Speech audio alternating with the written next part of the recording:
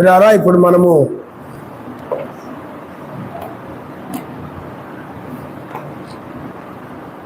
కీర్తన గ్రంథము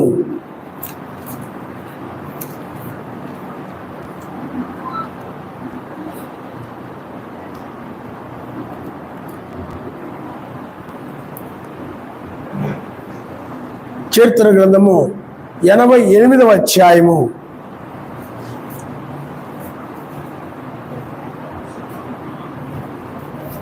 88వ అధ్యాయము మొదటి 2 వచనాలు చదువు.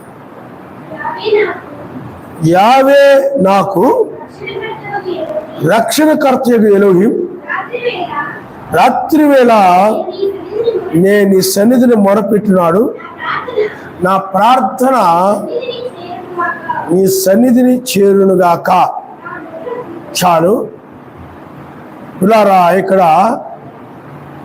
యావే నా రక్షణకర్తయగు ఎలోహిం, రాత్రివేళ నీ సన్నిధిని మొరపెట్టినాడు. నా ప్రార్థన నీ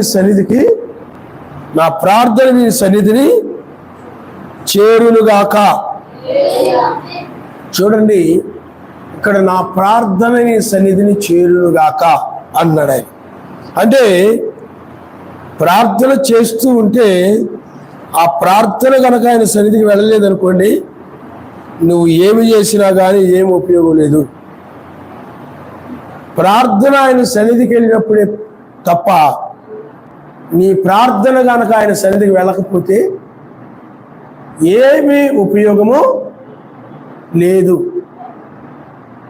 కాబట్టి ఇక్కడ భక్తుడు అడుగుతున్నాడు, ఏమన్నాడు? ఇది యావే నా రక్షణకర్తయగు ఎలోహిం, నా ప్రార్థన నీ సన్నిధిన నేను రాత్రి వేళ మొరపెట్టినప్పుడు నా ప్రార్థన నీ సన్నిధికి చేరునుగాక.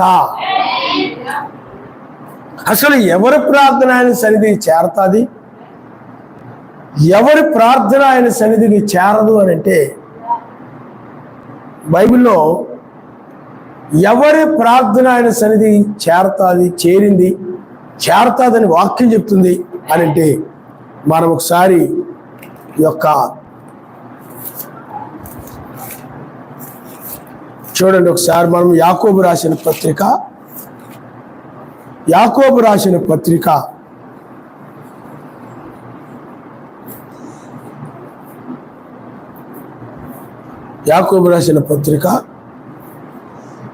5వ అధ్యాయము 16వ వచనం. 5వ అధ్యాయం 16వ వచనం.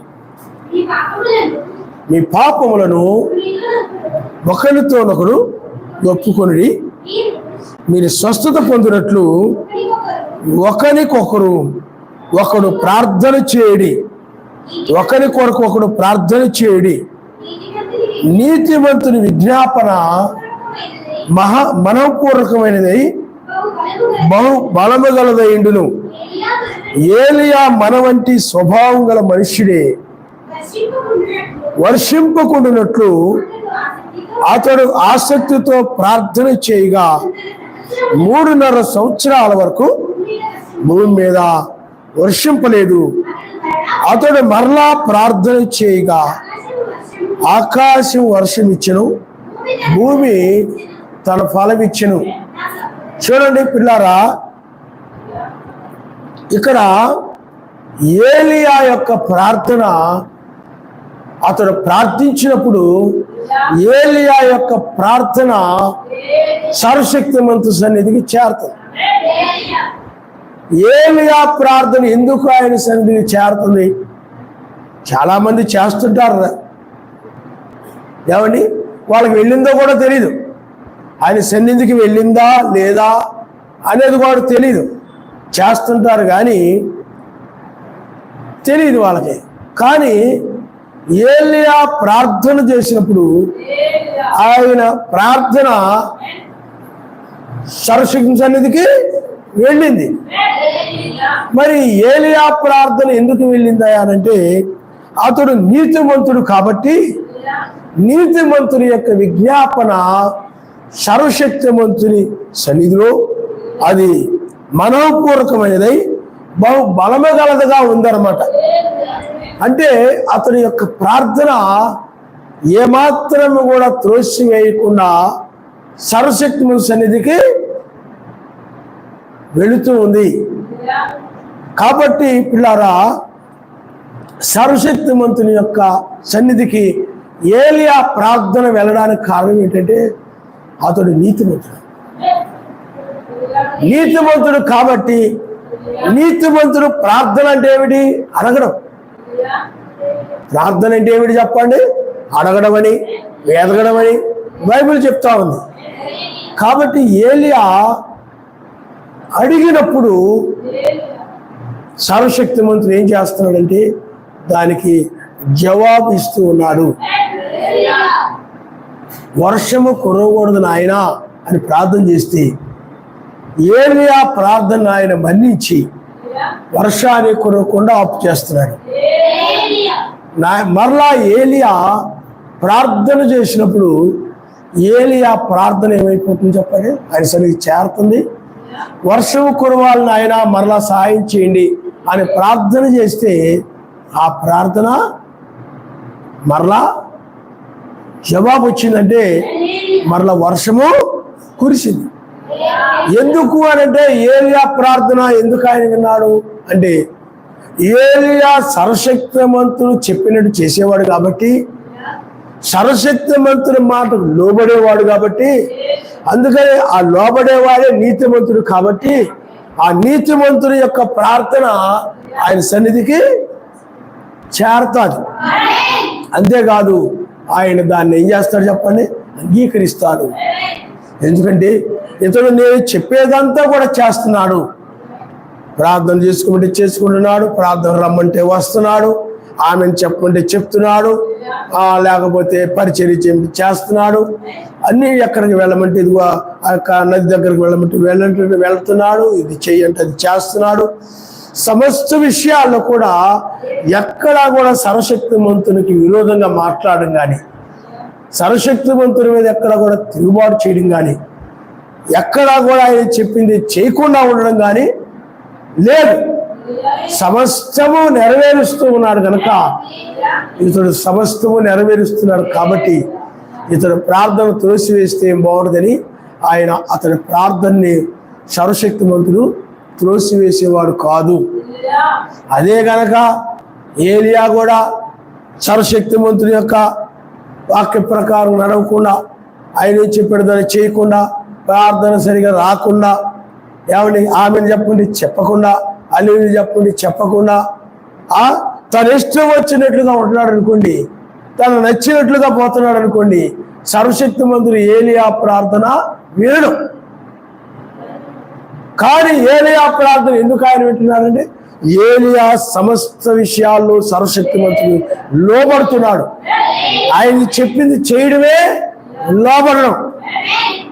ఆయన ఏం చెప్పాడు దాన్ని చేస్తూ లోబడుతూ ఉన్నారు కనుక ఏలియా ప్రార్థన ఆయన సన్నిధికి చేరుతా ఉంది. ఆయన నామమునిస్తారు. హల్లెలూయా. ఏలియా మనవంటి మనుష్యుడే. చాలా మంది ఏమనుకుంటారు, ఏలియా గొప్ప భక్తుడు కాబట్టి, ఏలియా అంటే ఏలియా కాబట్టి ఆయన ప్రార్థన అయితే వింటాడు, కానీ మన ప్రార్థన ఇంటికి వింటాడు, మనం ఏమన్నా ఏలియా లాంటి వాళ్ళవా అని అభిప్రాయపడుతుంటారు. కానీ ఇక్కడ వాక్యం ఏం చెప్తుంది, సర్వశక్తిమంతుడు ఏం చెప్తున్నాడు అని అంటే ఏలియా మన వంటి మనుష్యుడే. యాకోబు ఏం చెప్తున్నాడు చెప్పండి? యాకోబు ద్వారా సర్వశక్తిమంతుడు ఏం చెప్తున్నాడు? ఏలియా కూడా మనలాంటి మనుషుడే. ఏలియాకేమి 4 కళ్ళు, 4 నోర్లు, 4 చెవులు, 4 కాళ్ళు ఏమి లేవు. ఏలియాకి నీకెలా ఉన్నాయో ఆయనకు కూడా అలాగే ఉన్నాయి. ఏలియాకు 2 చేతులు ఎలా ఉన్నాయో నీకు 2 చేతులు ఉన్నాయి. ఏలియాకు నోరు ఎలా ఉందో నీకు నోరు ఉంది. ఏలియాకు ఎలా హృదయం ఉందో నీకు హృదయం ఉంది. కానీ ఏలియా ప్రార్థన సన్నిధి చేరుతా ఉందంటే దానికి కారణము ఏలియా మనవంటి స్వభావం కలిగిన మనుషుడే, కానీ అతడు నీతిమంతుడుగా ఉండేవాడు. ఎప్పుడు కూడా ఏం చేసేవాడు చెప్పండి?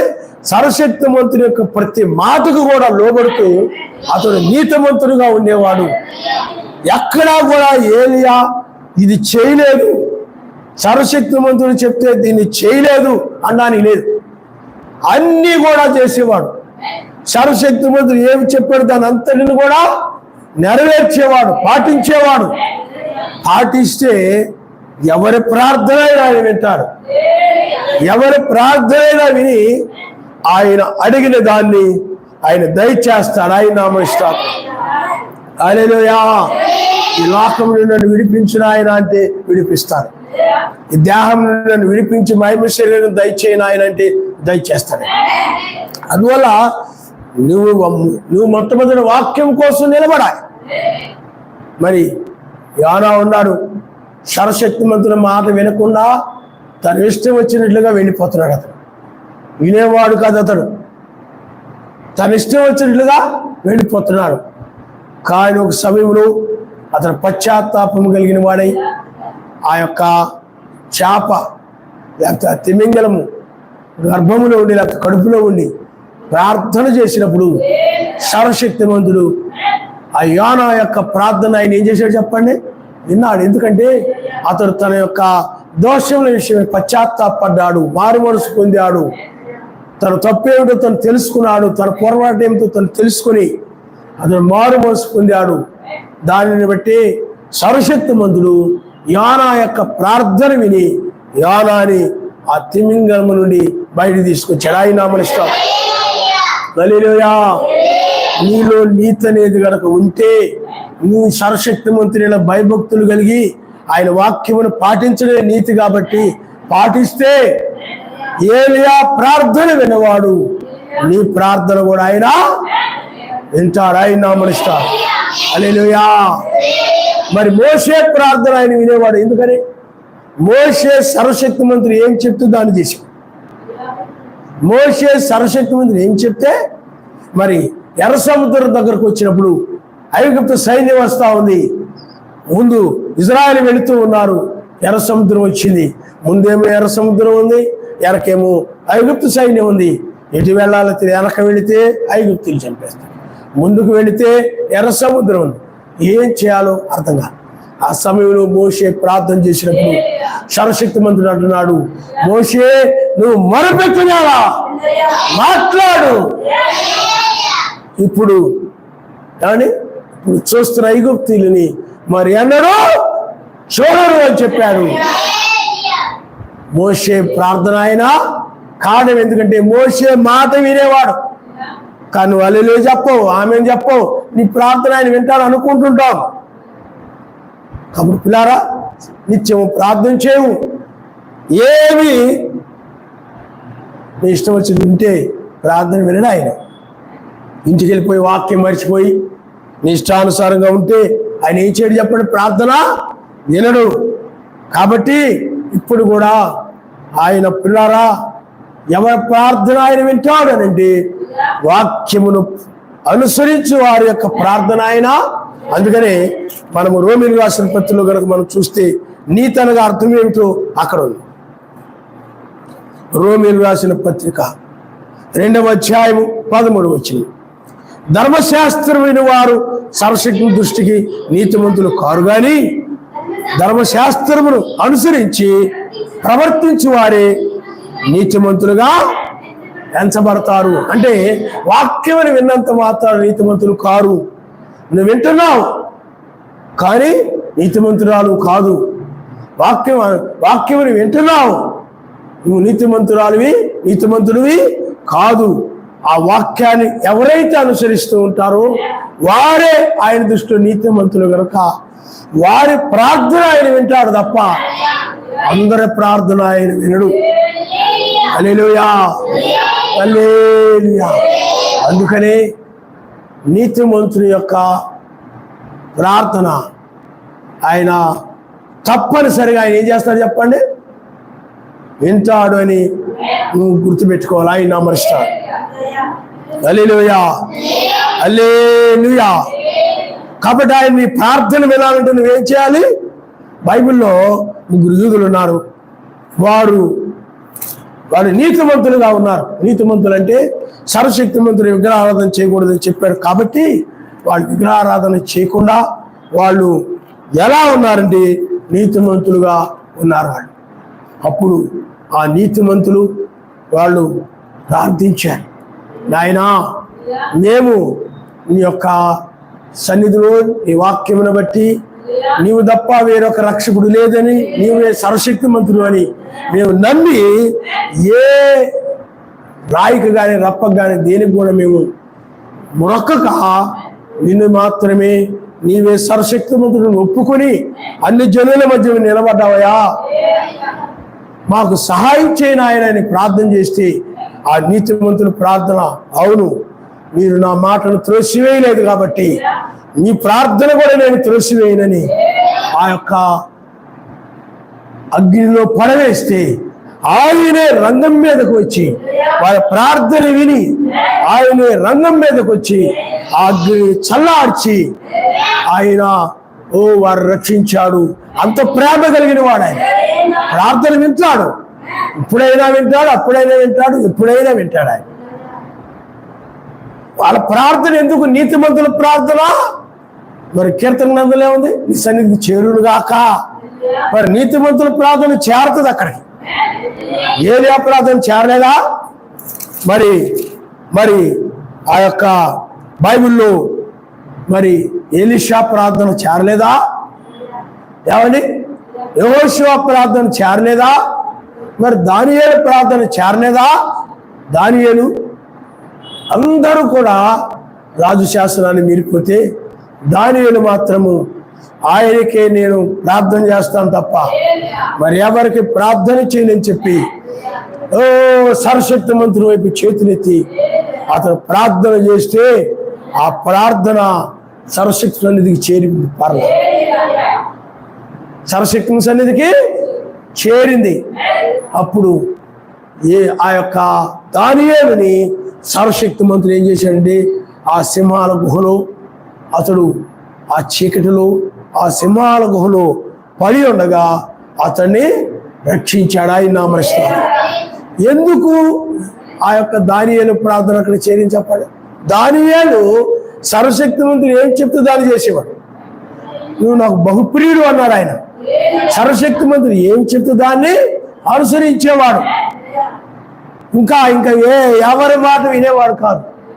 ఎవరు చెప్పి రాజు కావచ్చు, ప్రధానమంత్రి కావచ్చు, ప్రెసిడెంట్ కావచ్చు, అమెరికా అధ్యక్షుడు కావచ్చు, ఎవరెవరు ఏమి చెప్పినా వినేవాడు కాదు. సర్వశక్తిమంతుడు చెప్తే ప్రవక్తల మాటలు మాత్రమే అతను వినేవాడు. ఆయన నమస్కారం. హల్లెలూయా, హల్లెలూయా. ప్రవక్తల మాట కూడా విననటువంటి మూర్ఖుల ప్రార్థన ఆయన వినడం. కాబట్టి అక్కడ అతడి యొక్క ప్రార్థన ఎక్కడ చేరింది చెప్పండి? సర్వశక్తి సన్నిధికి చేరింది. కాబట్టి నీతిమంతుడు ప్రార్థన, నీతిమంతుని యొక్క ప్రార్థన ఆయన సన్నిధికి చేరతాది తప్ప అది నేరుగా ఆయన సన్నిధికి వెళ్ళిపోతాడు. ఆయన దానికి జవాబిస్తాడు. మరి ఏలియా ప్రార్థన చేశాడు. ఏలియా ప్రార్థించాడు దేని గురించి? బయలుదేవత, అస్తార దేవత సంబంధించిన వాళ్ళు ఉన్నారు. ఇజ్రాయేలు అందరూ కూడా రెండు తలంపుల మధ్య ఉండిపోయారు. ఎవరు నిజమైన సర్వశక్తిమంతుడు నాకు అర్థం కావట్లేదు.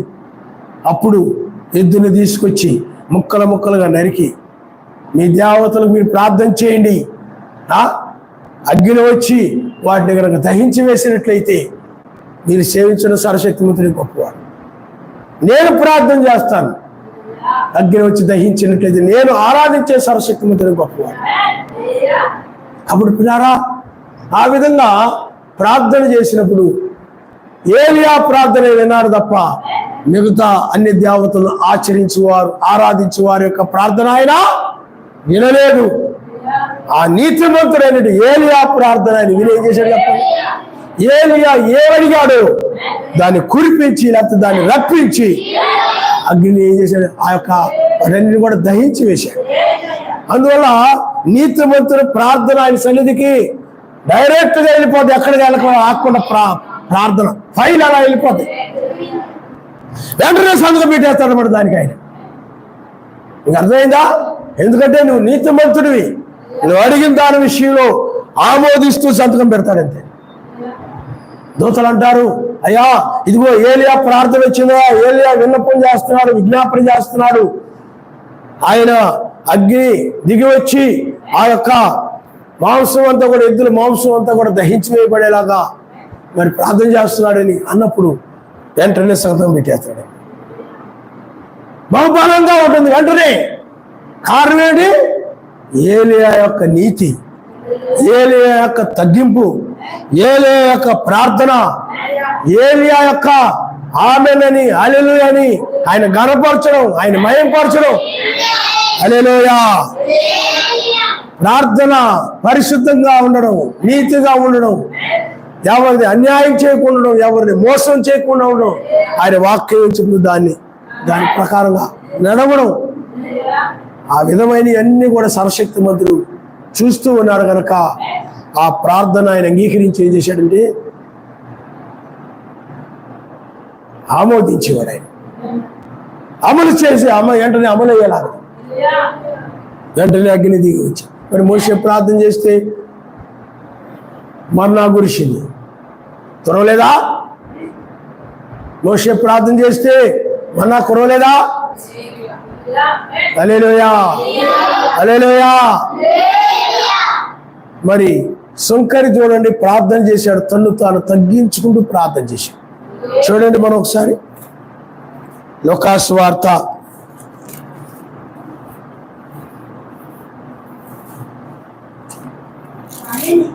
8 తామే నీతిమంతులమని తమ్ము నమ్ముకొని ఇతరులను తృణీకరించు కొందరితో ఆయన ఉపమానం చెప్పిన ప్రార్థన చేయుటకై 2 మనుష్యులు దేవాలయంలోనికి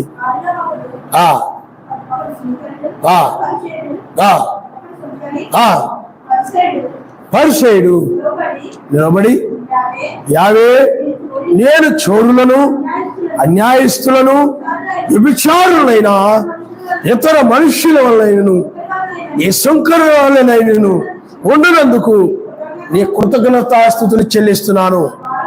వారములకు 2 మార్లు ఉపవాసం చేయుచు నా సంపాదనంతటిలో 10వ వంతు చెల్లించున్నానని తనలో తాను ప్రార్థించుచుండెను. అయితే సుంకరు దూరముగా నిలబడి ఆకాశం వైపు కనులెత్తుడికైను ధైర్యము చాలక రొమ్ము కొట్టుకొనుచు, ఎలోహిం, పాపినైన నన్ను కరుణించుమని పలికెను. అతని కంటే ఇతడు నీతిమంతుడుగా తీర్చబడి తన ఇంటికి వెళ్ళినని మీతో చెప్పుచున్నాను. తను తాను హెచ్చించుకునేవాడు తగ్గించబడినని, తను తాను తగ్గించుకునేవాడు హెచ్చించబడినని చెప్పాను. ఆయన నామస్తారు. హల్లెలూయా.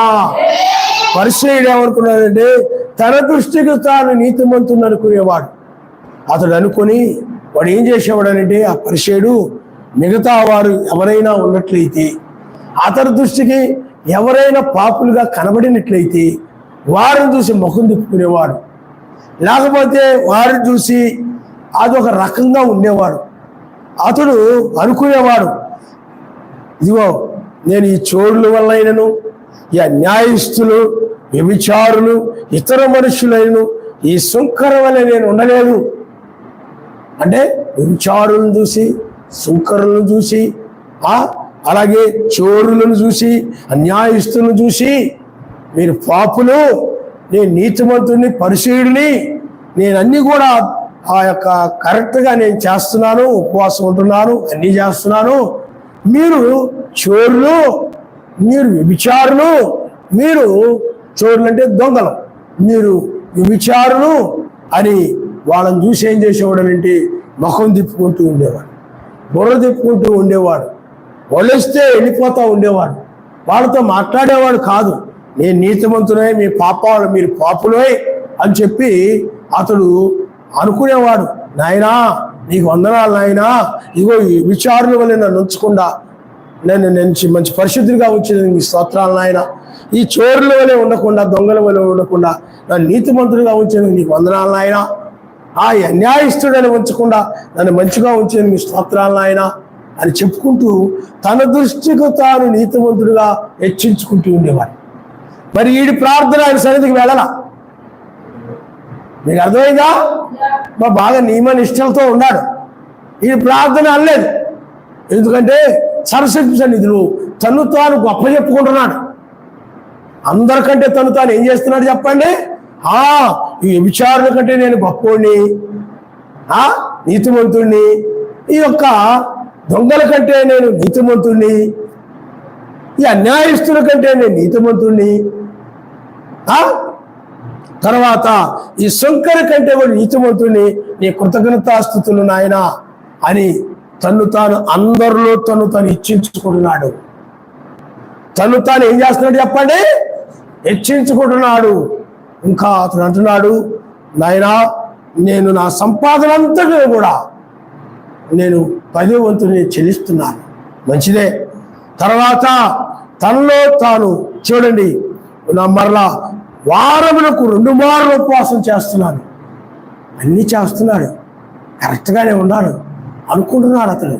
కానీ అతను ఏమో చెప్పండి? ఇతరుల కంటే తను తాను హెచ్చించుకునే జబ్బుంది. తనేమో నీతిమంతుడు, ఇతరులేమో పాపులని వాడు తృణీకరిస్తూ ఉండేవాడు అనమాట. అసలు ఎవరినైనా తృణీకరించాలన్నా చేర్చుకోవాలనేది ఎవరి పని? ఆయన పని. సర్వశక్తిమంతుడి స్థానాన్ని ఈ దౌర్భాగ్యుడు తీసుకొని తృణీకరిస్తూ వస్తున్నాడు, వీడు త్రోసివేస్తూ వస్తున్నాడు. ఎవరిని నువ్వు తృణీకరించకూడదు. నీకు అర్థమైందా? వాళ్ళు చోరుడు కావచ్చు, విచారు కావచ్చు, ఎవరైనా కావచ్చు. ఎవరిని నువ్వు ఏం చేయకూడదు చెప్పండి? తృణీకరించకూడదు. ఈ పరిసయుడు తన దృష్టికి తాను, ఇక్కడ అదే రాయబడింది, తన దృష్టికి తాను తామే నీతిమంతులని తమ్మును నమ్ముకొని ఇతరులు తృణీకరిస్తూ ఉండేవాడు. ఇతడు ఇతరులు తృణీకరించాలంటే మొహం తిప్పుకునేవాడు, బుర్ర తిప్పుకొని అలా వెళ్ళిపోయేవాడు, ఎలాగుండే బురదించుకునేవాడు, తృణీకరించేవాడు. మీరు పాపులే, మీరు తప్పుడు దారిలో ఉన్నారే, నేను కరెక్ట్గా ఉన్నానే అన్నట్టుగా ఉండేవాడు అనమాట. అంటే ఇతరుల కంటే తను తాను ఏం చేసుకుంటున్నాడు చెప్పండి? హెచ్చించుకుంటూ ఉన్నాడు. నువ్వు ఎప్పుడు కూడా ఇతరుల మీద నువ్వు హెచ్చించుకోకూడదు. నువ్వు ఇతరుల మీద నువ్వేం చేయకూడదు చెప్పండి? హెచ్చించుకోకూడదు. కానీ ఏం చేయాలి? ప్రార్థన చేయాలి. ఆయన మన తృణీకరించకూడదు. నువ్వు వాళ్ళని ఏం చేయాలి? ప్రేమించాలని బైబిల్ చెప్తుంది. హల్లెలూయా. ఈ శత్రువులను సైతం నువ్వేం చేయాలి? ప్రేమించాలి. అడిగితే నేను రాను, వాళ్ళు హల్లెలూయా చెప్తే నేను చెప్పను, వాళ్ళు ఆమెను చెప్తే నేను చెప్పను, వాళ్ళు పాట పాడితే నేను పాడను, వాళ్ళ ఆరాధనకు వస్తే నేను రాను. ఏంటిది? దయ్యం అది. మీకు అర్థమైందా? ఏంటది చెప్పండి? దయ్యం. నువ్వు ఇతరుల మీద నీతిమంతులుగా నువ్వు హెచ్చించుకోవద్దు, చాలా ప్రమాదం అది. అందుకనే ఈ పరిసరి యొక్క ప్రార్థన వాడు వెళ్తుందనుకున్నాడు, పైకి వెళ్ళలేదు, అది ఎక్కడెక్కడే తిరుగుతూ ఉన్నది ప్రార్థన. మరి శంకరి ఏం చేస్తున్నాడంటే, శంకరి అలాగే ఆ విభిచారి, ఆ చోరులు మెస్సయ్య యొక్క వర్తమానాన్ని విని, వీడు మరి మెస్సయ్యని నమ్మలేదు, మెస్సయ్యని నమ్మలేదు, వర్తమానికుని నమ్మలేదు వీడు, ఈ పరిసయుడు. కానీ ఈ యొక్క శంకరి మాత్రము, చోరులు మాత్రము, వ్యభిచారులు మాత్రము, అన్యాయస్తులు మాత్రము ఆయన అంగీకరించిన వారు. వారు ఏం చేస్తున్నారంటే, ఇక్కడ వాళ్ళు దూరముగా నిలబడి ఆకాశం వైపు కన్నులు తురికై నువ్వు ధైర్యం చాలక రొప్పు కొట్టుకొనొచ్చు, పాపినయ్యా, నేను పాపిని తగ్గించుకుంటున్నాడు అతను. ఎవరు ఆ పాపి ఎవరిని తృణీకరించడం లేదు, ఎవరిని నేను నీతిమంతులను తృణీకరిస్తున్నాడా? శంకరి తృణీకరించట్లేదయ్యా, నేను పాపినయ్యా, నేను అన్యాయముగా సుంకాలు వసూలు చేసిన వాడిని, నాకు చెందవలసిన దానికంటే నేను ఎక్కువగా దొంగిలించిన వాడినయ్యా అని చెప్పి తనలో తాను పశ్చాత్తాపడుతూ తన దోషముల విషయమై, అపరాధముల విషయమై ఏడుస్తూ మొరపెడుతూ కన్నీరు గారుస్తున్నాడు. ఆయన ఒప్పుకుంటున్నాడు అతను. నువ్వు కూడా మందిరానికి వచ్చావంటే, ఆయన సన్నిధికి వచ్చావంటే, నిన్ను వర్తమానమైన తర్వాత నిన్ను పరిశీలించుకో. వాక్య ప్రకారం ఉన్నావా లేదని, అయ్యా నేను దోషనయ్యా, నేను అపరాధినయ్యా అని నువ్వు ఆయనతో చెప్పి నువ్వు ఒప్పుకున్నట్లయితే నీ ప్రార్థన ఆయన సన్నిధికి వెళ్తుంది. అయ్యా నేను ఈ లోకాన్ని ప్రేమించానయ్యా, నన్ను క్షమించిన ఆయన, ఈ లోకం వద్దురా ఆయన, నాకు ఈ నాశనం కాబోయే బూడిది కాబోయే లోకము నాకు వద్దురా ఆయన, ఈ రాజ్యమే నాకు కావాలా ఆయన అని ఎప్పుడైతే ఒప్పుకొని నువ్వు ప్రార్థన చేస్తావు, అప్పుడు నీ ప్రార్థన ఆయన సన్నిధికి వెళ్ళి నీ శరీరము విమోచించబడడానికి మార్గం సరళం చేయబడుతుంది. హల్లెలూయా. కానీ నువ్వు కనుక హెచ్చించుకుంటున్నావు అనుకో, నీ ప్రార్థన ఆయన సన్నిధికి రాదు. నువ్వు అనుకుంటున్నావు, నువ్వు బైబిల్ ఏం చెప్తుంది, ఆయన ఏం చెప్పాడు, ఆయన ప్రేమించమన్నాడు. ఆయన ఈ పరిసరి ప్రేమిస్తున్నాడా? తృణీకరిస్తున్నాడు, త్రోసివేస్తున్నాడు, తనకు తాను నీతిమంతుడు అనుకుంటున్నాడు.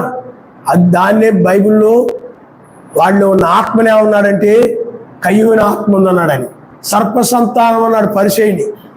ఎందుకంటే అతడులో ఏ ఆత్మ ఉందంటే కయ్యూని ఆత్మ. ఎందుకంటే సర్పానికి పుట్టినవాడే కయ్యూను. ఆ కయ్యూని ఆత్మ ఈ పరిచయుడిలో పనిచేస్తుంది.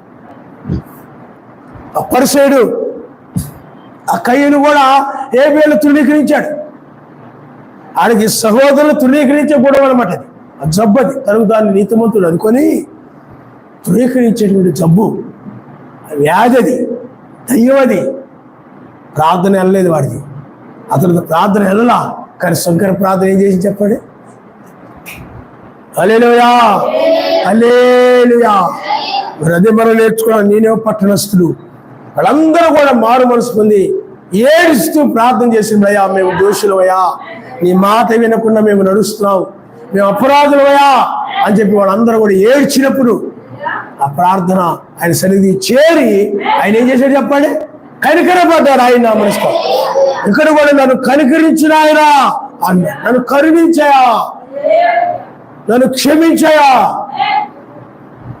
ఆ దీనిని ప్రార్థన తను తాను తగ్గించుకుంటూ ప్రార్థన చేసుకుంటున్నాడే, ఆ ప్రార్థన ఆయన సన్నిధికి వెళ్ళింది. కానీ పరిచయుడి ప్రార్థన తన దృష్టికి తాను నీతిమంతుడు అనుకునేవాడి ప్రార్థన వెళ్ళదు. తామే నీతిమంతులు అని ఇక్కడ ఏమన్నాడంటే, నీతిమంతుము నమ్ముకొని ఇతరులు తృణీకరించు తామే నీతిమంతులు అనుకుంటాడంట. నేనే నీతిమంతుడు అనుకుంటా, అదే పరిచయుడి ఆత్మ. నేనే మా ఇంట్లో నేనే నీతిమంతుడి, నా భార్య నీతిమంతురాలు కాదు, నా పిల్లలు నీతిమంతులు కాదు, నేనే నీతిమంతుడిని. అదే దయ్యం. తామే నీతిమంతులు అనుకుంటారంట. అందరూ పాపులే, తృణీకరిస్తుంటారంట ఇంట్లో అందరినీ. అది దయ్యము, గుర్తుపెట్టుకోండి.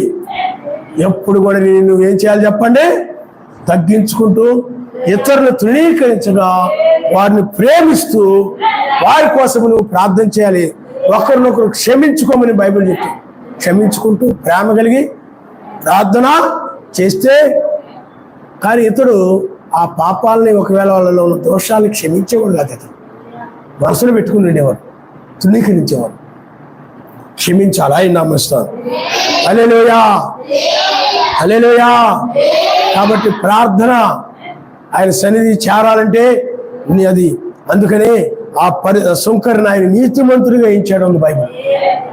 తన తప్పును తను ఒప్పుకునేవాడే నీతిమంతుడు. తను చేసిన పాపాన్ని ఆయన సన్నిధిని ఒప్పుకునేవాడే నీతిమంతుడు.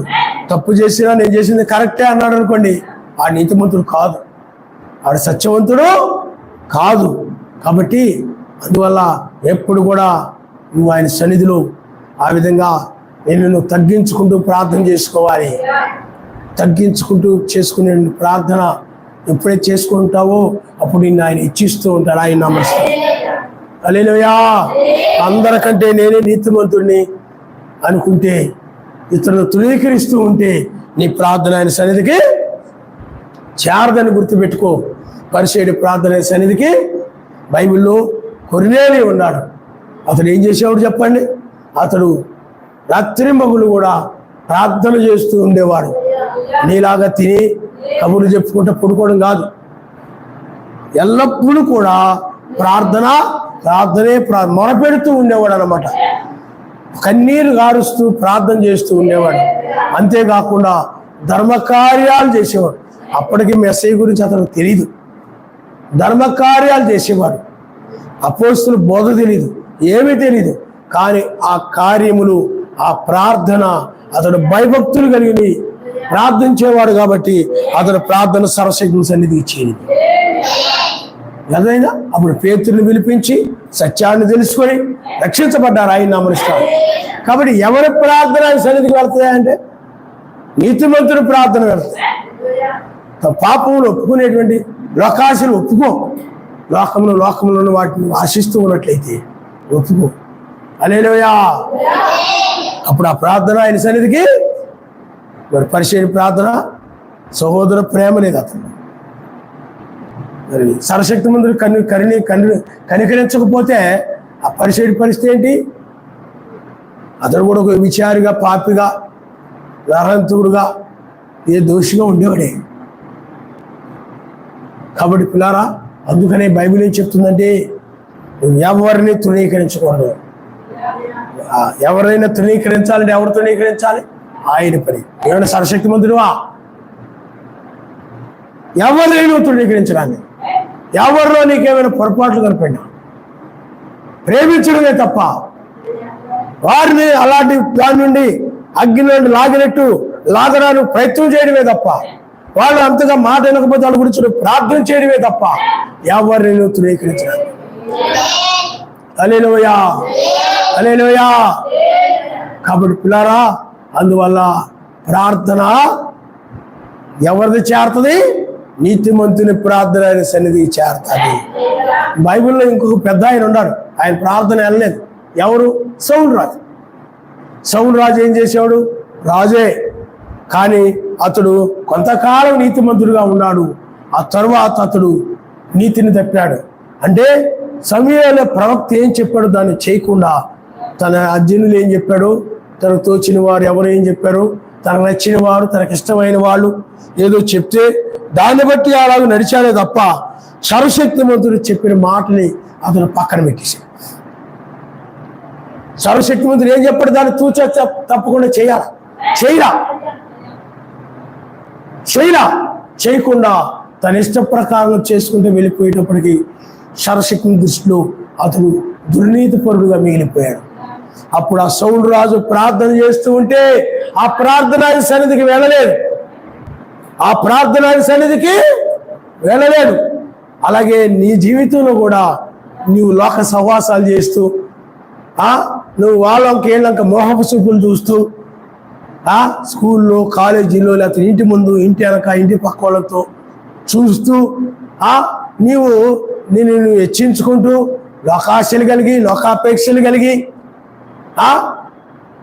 ఇవన్నీ కలిగి నువ్వు ప్రార్థన చేస్తూ ఉంటే నీ ప్రార్థన సన్నిధికి వాక్యం వింటున్నావు, దాని ప్రకారం ఉండను. లోక సహవాసాలు ఉండకూడదంటే సహవాసాలు చేస్తున్నావు. లోకంలో ఉన్న వాటిని ప్రేమించొద్దంటే వాటి మీద ప్రేమ పోదు నీకు, వాటిని ప్రేమిస్తూ ఉంటావు.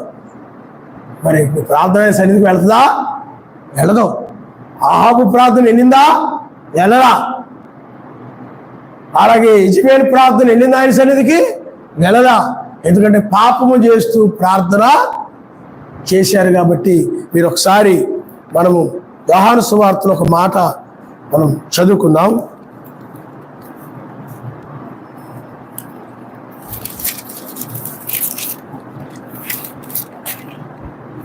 యోహాను సువార్త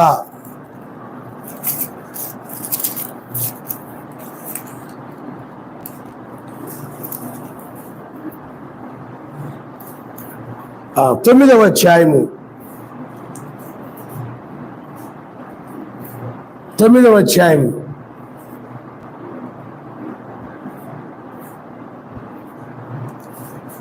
చూడండి ఒకసారి. 9వ అధ్యాయము 17వ వచనం మనం ఒకసారి చదువుకుందాం. కాబట్టి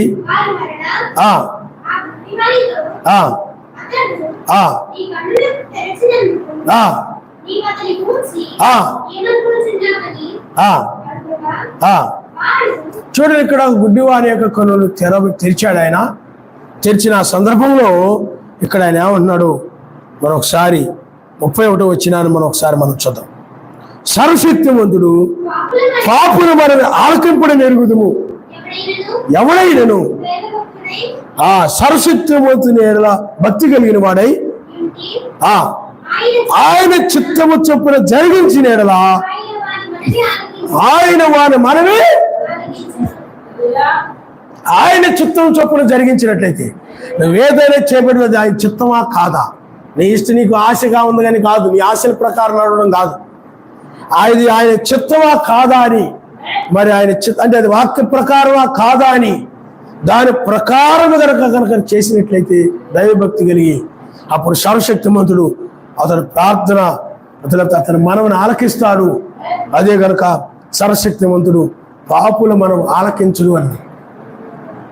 పాపాలు చేస్తూ పాపాలు ఒప్పుకోకుండా ప్రార్థన చేస్తూ పోతే ఇప్పుడు మత్స్య సంఘాలు ఉన్నారు, త్రిత్వంలో బాప్తిజం పొందిన వాళ్ళు ప్రార్థన ఆయన వినడం, రోమన్ క్యాథలిక్ సంఘం వాళ్ళు ప్రార్థన వినడం, బాప్టిస్టుల ప్రార్థన వినడం, లోదర్ల వాళ్ళు ప్రార్థన ఆయన వినడం, పెంతుకొస్తున్న ప్రార్థన ఆయన వినడం, ఏమండి బైబిల్ మిషన్ ప్రార్థన ఆయన వినడం, ఎస్కోల్ గుంపుల ప్రార్థన ఆయన వినడం, సతీష్ కుమార్ ప్రార్థన ఆయన వినడం, శ్యామ్ కిషోర్ ప్రార్థన ఆయన వినడం, జాన్వేసిని ప్రార్థన వినడం, బెల్లంకొండ ఎవరో ఉన్నారు ఆడి ప్రార్థన ఆయన వినడం, ఎవరి ప్రార్థన ఆయన కారణం ఎందుకంటే వాళ్ళు ఆయన యొక్క వాక్య ప్రకారముగా ఆయన వాక్యం చెప్తుంది, ఆయన నామంలో బాప్తిజం పొందమని చెప్తే దాన్ని ధృవీకరించి త్రిత్వంలో బాప్తిజం పొందారు.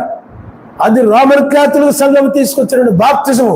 అందువల్ల పాపుల మనవి ఆయన ఆలకించరు, పాపుల ప్రార్థన ఆయన సన్నిధికి చేరదు. ఎందుకంటే అతడు సౌలు కూడా పాపి, సౌలు యొక్క ప్రార్థన సర్వశక్తి సన్నిధికి చేరలేదు.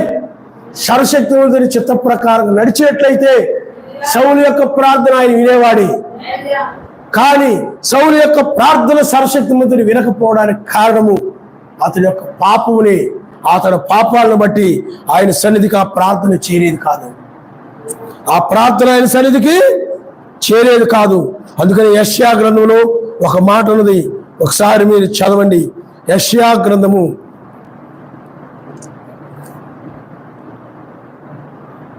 59వ అధ్యాయం 1వ వచనం.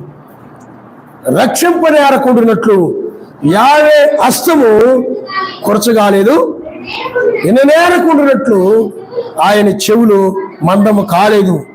మీ దోషములు మీకును సర్వశక్తిమంతునికి అడ్డుగా వచ్చాయి. ఆ యొక్క సౌలు యొక్క పాపాలే అడ్డుగా వచ్చేసాయి ఆయన సన్నిధికి వెళ్లకుండా. అందువల్ల సౌలు ప్రార్థన సర్వశక్తి సన్నిధికి వెళ్ళడం లేదు. నువ్వు కూడా ఇక్కడ వాక్యం విని సౌలు అనే ఆ వాక్య ప్రకారం నడవకుండా, నీ ఇష్టం వచ్చిన నడుచుకుంటా, ఆయన చిత్త ప్రకారం నడవకుండా, నీ ఆలోచన బట్టి, నీ దురాలోచన బట్టి, నీ హృదయంలో పుట్టే తలంపులు బట్టి ఇది మంచిదేలే అనుకొని నువ్వు నడుచుకుంటూ వెళ్ళిపోతున్నావు అనుకోండి, జీవిస్తూ ఉన్నావు అనుకోండి, నీ ప్రార్థన ఆయన సన్నిధికి వెళ్ళనే వెళ్ళదు. వస్తుంటావు, ప్రార్థన చేస్తుంటావు, వెళుతుంటావు, కానీ నీ ప్రార్థన ఆయన సన్నిధికి వెళ్ళదు. ఎవరి ప్రార్థన అయితే ఆయన సన్నిధికి వెళుతుందో వారి శరీరాలు మాత్రమే మారుతాయి తప్ప అందరి శరీరాలు మారవని గుర్తుపెట్టుకోండి. అందరి శరీరాలు మారవు, అందరూ ఎత్తబడరు. ఎవరి శరీరాలు మారుతాయో వారు ఎత్తబడతారు. ఎవరి శరీరాలు మారుతాయి అనంటే ప్రార్థనాపరుల శరీరాలు మారుతాయి. ఆ ప్రార్థనాపరులు ఎవరనంటే నీతిమంతురాలని వధువు యొక్క శరీరం మాత్రమే. ఆమె యొక్క ప్రార్థనను బట్టి ఆమె శరీరం మార్చబడి ఆమె కొనుకోబడుతుంది తెల్లవారుజామున. ఆయన మరుస్తారు. అవును, హల్లెలూయా. నువ్వు ఇక్కడ సౌలు లాగనే వాక్యం విని ఆ వాక్య ప్రకారంగా నడవకుండా నీ ఇష్టం వచ్చిన నడుచుకుంటూ వెళ్ళి వచ్చి ఇక్కడ ప్రార్థన చేస్తూ ఉంటే నీ ప్రార్థన ఆయన సన్నిధికి వెళ్ళదు, నీ శరీరం మారదు. జ్ఞాపకం ఉంచుకో, పాపుల మనవి ఆయన ఆలకించడు. అందుకని సౌలు యొక్క ప్రార్థన ఆయన ఏం చేయలేదు చెప్పండి, వినలేదు. అలాగే పరిసయ్యులు, సద్దూకయ్యులు, ప్రధాన యాజకులు, యూదులు వాళ్ళు ప్రార్థన చేస్తున్నారు కానీ వాళ్ళ ప్రార్థన ఆయన సన్నిధికి వెళ్ళలేదు. ఎందుకంటే భూమి మీద మెస్సీని వాళ్ళు నిరాకరించారు. ప్రవక్తులు నిరాకరించి, వర్తమానికుడు నిరాకరించి పరలోకం వెళ్ళాలనుకుంటే వెళ్ళలేడు వాడు. ఎవరు వెళ్ళలేరు. సమూయేలు నిరాకరించి సౌలు వెళ్ళగలిగాడా? వెళ్ళలేకపోయాడు అతను. ఎందుకంటే ఈనాడు కూడా చాలా మంది బ్రహ్మం గారి కంటే నేనే నీతిమంతుడిని, జాన్సన్ గారి కంటే నేనే నీతిమంతుడిని, ఫిలోమోన్ కంటే నేనే నీతిమంతుడిని, పౌలు కంటే నేనే నీతిమంతుడిని అని హెచ్చించుకొని నీతిమంతులను తృణీకరిస్తూ, సమూయేలును తృణీకరిస్తూ, సరశక్తి మాటలను తృణీకరిస్తూ, అలాంటి వారి యొక్క ప్రార్థన ఆయన ఏం చేయడు చెప్పండి? వినడు. మరి నాడు సంఘాల అపోస్తల బోధనలు తృణీకరించాయి, ఒక్కడనే మాటనే తృణీకరించాయి. మరి వాడి ప్రార్థన ఆయన వింటాడా? వినడు. నువ్వు రాత్రింబోళ్ళు నువ్వు ప్రార్థన చేస్తున్నా వెళ్ళదు. ఎందుకంటే ఆయన రక్షింపకోరును రక్షించడానికి ఆయనకేం ఇబ్బంది లేదు. ఎందుకంటే సౌలు యొక్క ప్రార్థన ఆ సౌలును రక్షించలేకపోవడానికి కారణం ఏంటంటే అతడు దోషాలి. సర్వశక్తి మంతునికి ఏం మందం కాదు, నీకులాగా చెవులేం మందం కాదు, కానీ ఆయన బాగానే వినపడతాయి.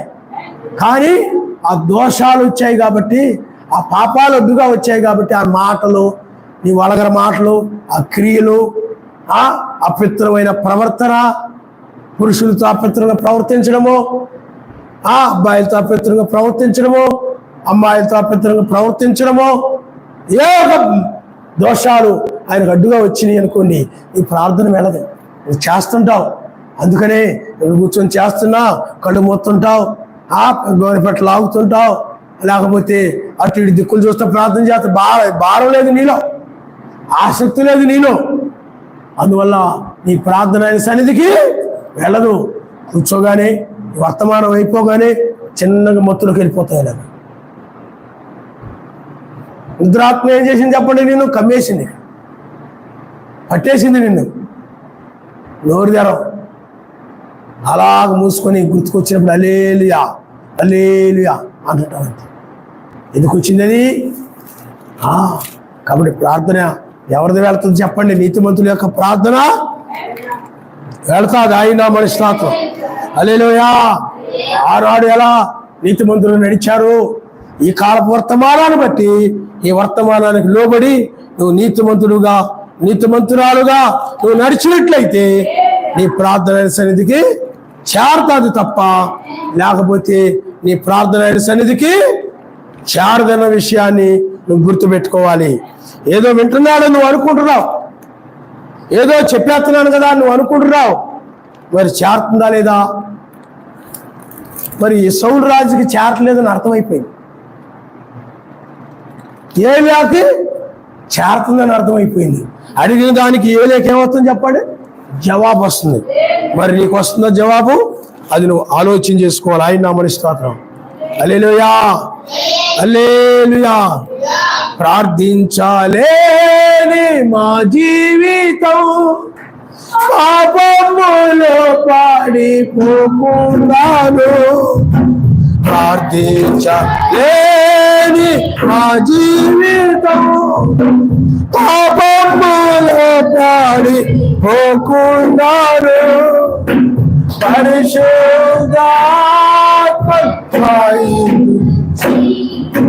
ప్రార్థించలేపించు యావే,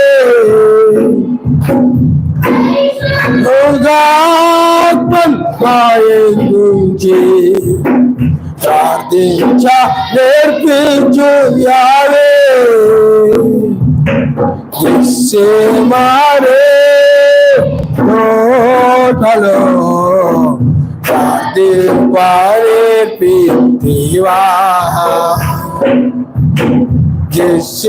మారే నోటలో ప్రార్థింపేపివా. హల్లెలూయా. కాబట్టి నీ ప్రార్థన ఆయన సన్నిధికి వెళుతుందా నువ్వు ఆలోచన చేసుకోవాలి. చూడండి, ఏలియా ప్రార్థించినప్పుడు ఏలియా ప్రార్థన ఆయన సన్నిధికి చేరింది. బైబిల్లో మనం అన్నాను గురించి మనం చూస్తే, ఆమె ప్రార్థన చేస్తే ఆ ప్రార్థన ఆయన సన్నిధికి చేరింది. అప్పుడు ఆమెకు సంతానాన్ని ఆయన ఇచ్చాడు, అతనే సమూయేలు.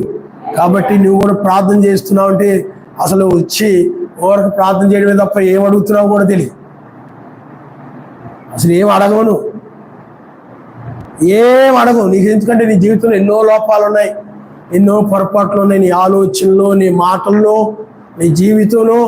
కానీ ఏమి కూడా నాకు తీసివేయమని కానీ నీ వాక్య ప్రకారం నడిపించమని కానీ లోకాశలు నాలో తీసేయ, లోకం యొక్క విచారాలు నాలో తీసేయ అని ప్రార్థన చేసావనుకో, దానికి జవాబుగా ఆయన తీసేసాడు అనుకో, నీ ప్రార్థన అన్నట్టు లెక్క. నీకు అర్థమైందా? కానీ నువ్వేం చేయాలి? ప్రార్థన చేస్తుంటావు, విచారాలు ఉంటానే ఉంటాయి, ప్రార్థన చేస్తున్నావు, విచారాలు ఉంటాయి. అంటే నీ ప్రార్థన సన్నిధికి వెళ్ళడంలా. నీకు అర్థమైందా? అలాగే పూర్ణ మనసుతో నేను ఆరాధించేలాగా సహాయం చేయను ఆయన మనసు ఆయన మీద పెట్టి ప్రార్థన చేస్తుంటావు, కానీ లోకాలోచనలని నీలోకి వచ్చేస్తుంటాయి. ప్రవాహంలాగా లోక సంబంధించిన ఆలోచనలు వాళ్ళు వీళ్ళు ఆలోచనకు వస్తుంటారు.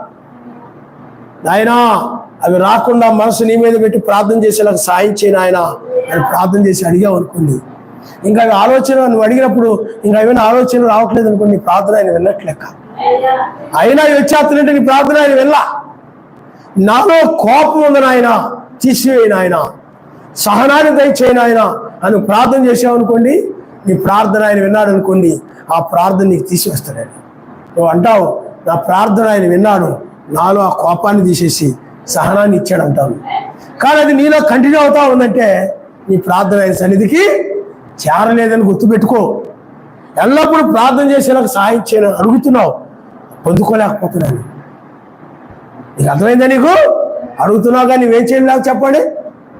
నాయనా నా దృష్టికి నేను నీతిమంతుని అనుకొని సహోదరి నేను తృణీకరిస్తున్నాను నాయన, అలాగే నేను తృణీకరించుకున్నా నాకు సాయం చేయా అని అడుగుతావు కానీ పొందుకో. ఏది అడుగుతున్నావో దాన్ని నువ్వు పొందుకోవట్లేదంటే నీ ప్రార్థన ఆయన సన్నిధికి వెళ్ళలేదని జ్ఞాపకం చేసుకో. ఏది అడుగుతున్నావో దాన్ని నువ్వు పొందుకుంటున్నావంటే నీ ప్రార్థన ఆయన సన్నిధికి వెళ్తుందని గుర్తుపెట్టుకో. ఆయన రాజ్యాన్ని వెతకమన్నాడు ఆయన. నాలో ఆ నీతి, ఆ సమాధానము, పరిశుద్ధాత్మ ఆనందాన్ని నాకు దయచేయను ఆయన అడుగుతున్నావు అనుకో. అప్పుడు నీ జీవితంలో నువ్వు నీతిమంతురాలుగా నడుస్తూ నీ జీవితంలో కావలసిన హృదయంలో సమాధానం కలిగి పరిశుద్ధ ఆయన ఆనందముతో ఉంటున్నావు అనుకోండి, నువ్వు నీ ప్రార్థన ఆయన సన్నిధికి వెళ్తున్నట్టు లెక్క. కానీ నీ ప్రార్థన చేసుకుంటున్నావు కానీ నీకు నీతి గల జీవితం ఉండటం లేదు, నీ హృదయంలో సమాధానం లేదు, హృదయంలో ఎప్పుడు చూసిన హృదయం దోషారోపణ చేస్తూ ఉంది, సమాధానం లేదు. పరిశుద్ధాత్మ ఆనందం అనేది ఆయన బట్టి ఆనందమే నీ కలగట్లేదు. అసలు నీ ప్రార్థన సన్నిధికి చేరడం. ఎందుకంటే నువ్వు ఏది అడుగుతున్నావో అది నువ్వు పొందుకోవట్లేదు. నీ రాజ్యం నాకు కావాలయా, ఆ రాజ్యంలో ఎలా నీతిగా ఉంటానో, సమాధానంగా ఉంటాను, పరిశుద్ధాత్మ ఆనందంతో ఉంటాను, అలాగే సమాజంలో వాళ్ళందరి దృష్టిలో నేను నీతిమంతుడిగా నడుస్తూ సమాధానముగా ఉండి పరిశుద్ధాత్మ ఆనందముతో ఉండేలాగా సాయం చేయను ఆయన అని ప్రార్థన చేస్తావు. నువ్వు గనక నీ ప్రార్థన సన్నిధి చేరిందనుకోండి, నీవు నీతి సహోదరు సమాధానం కలిగి ఉండవు, పరిశుద్ధాత్మ ఆనందంతో ఉండటం. అది ఉన్నావంటే నువ్వు నీ ప్రార్థన సన్నిధికి వెళ్ళింది నీకు ఆయన దయచేశాడే. నువ్వు ప్రార్థన చేసుకున్నా కానీ నీతి లేకుండా, ఇతరులతో సమాధానం లేకుండా, విరోధంగా ఉండడం, ఎవరొకరి మీద గొడవ పెట్టుకుంటూ ఉండడం, కలహం పెట్టుకుంటూ ఉండడం, ముఖం ఎత్తు పెట్టుకుని ఉండడం, కయ్యాల అట్టం, ఇక్కడ ఏదో ఒక చింతలతో ఉండడం, ఆ చింత ఈ చింత, ఆ బాధ ఈ బాధ, వాళ్ళ మీద వీళ్ళ మీద ఏదో పెట్టుకుని బాధతో ఉంటున్నావంటే నీ ప్రార్థన సన్నిధికి వెళ్ళడంలా, చేస్తున్నావు కానీ వెళ్ళడంలా. కాబట్టి నువ్వు ఆలోచన చేసుకో.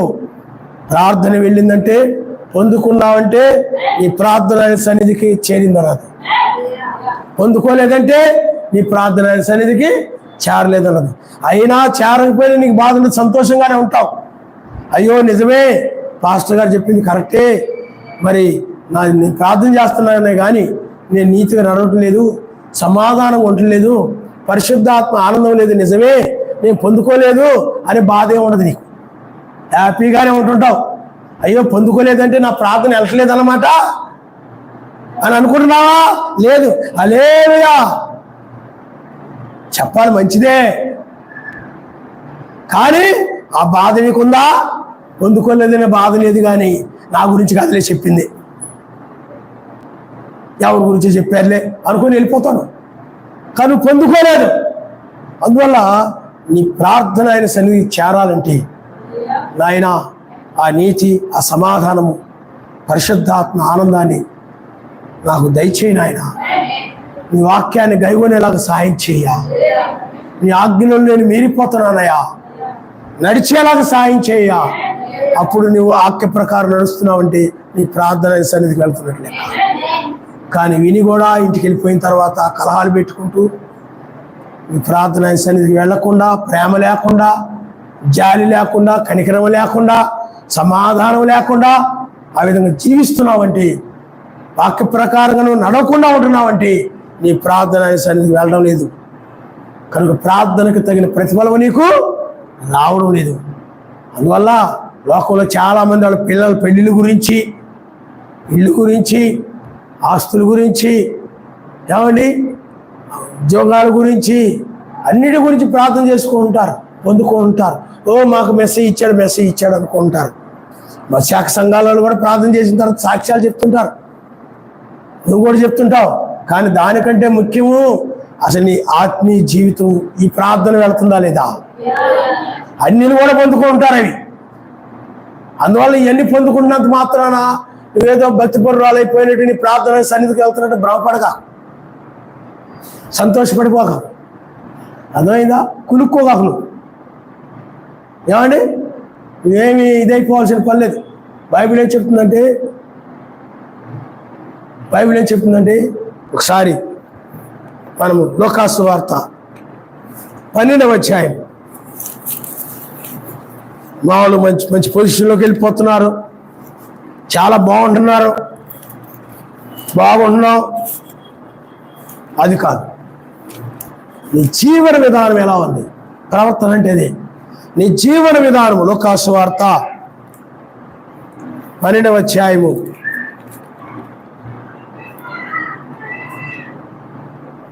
15వ వచనం. మరియు ఆయన వారితో, మీరు ఏ విధమైన లోభములకు ఎడమేయక జాగ్రత్త పడి, ఒకరికి కలిమి విస్తరించుట వాని జీవమునకు మూలము కాదని.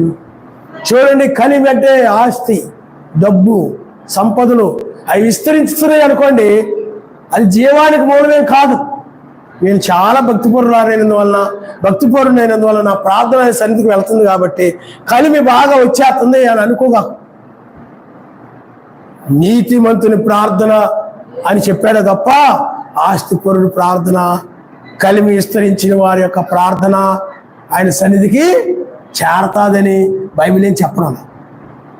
అందువల్ల నీ జీవితం నీతిగా ఉందా లేదా, విన్న వాక్యం విన్న వర్తమానం ప్రకారం నువ్వు ఉంటున్నావా లేదా, దాని ప్రకారం నడుస్తున్నావా లేదా. నడుస్తుంటేనే ప్రార్థన, నడవకపోతే ఆ శుంకరమని ఒప్పుకొని అప్పుడు అప్పుడు నీ ప్రార్థన సన్నిధికి వెళతావు. అంతేగాని విని సౌలు వలె నువ్వు నడవకుండా ఉన్నట్లయితే నీ ప్రార్థన వెళ్ళదు. నువ్వు లోకరీతికి ఎంత గొప్పదానం అయిపోయినా, ఎంత గొప్పడు అయినా నీ ప్రార్థన ఏమో ఆయన సన్నిధికి వెళ్ళదు. కాబట్టి నీతిమంతుని విజ్ఞాపన మనోపూర్వకమైనది, ఆయన సన్నిధిలో బహుబలము కలిదిగా ఉంటుందని వాక్యం చెప్తుంది. తల వంచుకోండి, మనం ప్రార్థన చేసుకున్నాం.